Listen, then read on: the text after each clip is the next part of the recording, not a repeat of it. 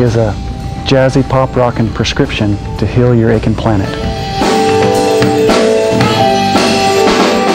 Kevin actually moved into our high school senior year, and we played in a band with my twin brother Alan for quite a while. And then, of course, it came college and that kind of thing, and Kevin moved away and became an engineer, and I went off and did my thing. And everybody kind of split up, but a few years later after that, he moved back and said, man, you know, I really do want to do music again. That was probably 6 years ago. And we said, let's create something that we can express ourselves through, and that became the Slickrock Gypsies.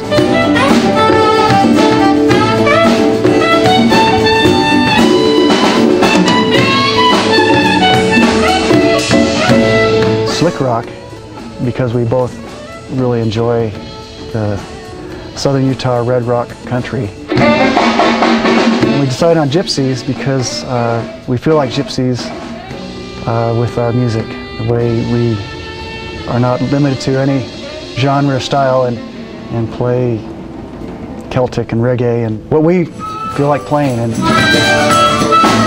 we try to cover as big of a spectrum as possible. We do everything from jazz to pop to rock to blues to a little bit of country.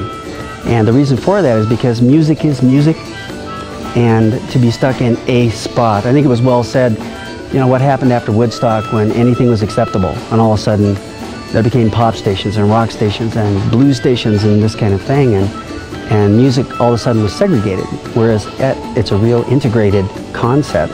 Music is the one language that everybody speaks, and so why separate it out? And in doing that, you separate people. And so we tried to bring it back together here and present music that's enjoyable for everyone.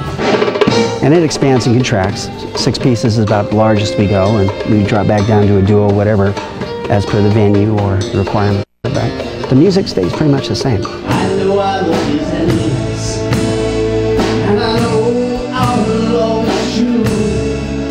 Oh, I know our love goes stronger. My father, I'm one of 8 children, and he had a great vision that we were going to do something similar to the Osmonds. It was probably about the same time. So the family would travel and perform, and we learned how to be in front of audiences very young. I mean, I think 4 and 5 years of age, we were starting to do shows for Christmas and that kind of thing and travel about. But that probably planted the seed that became an obsession. And now to live without music somewhere in my life is almost an impossibility. when I was a boy, I grew up listening to Dave Brubeck and his quartet and jazz mainly. And when I heard that sax, I knew that's what I wanted to do. And I was talked out of pursuing a musical career because it was not a good way to make a living and have a family. So I kind of took an alternate path, and I have no regrets, because now I'm in a position where I have a family, but now I can spend time working on music.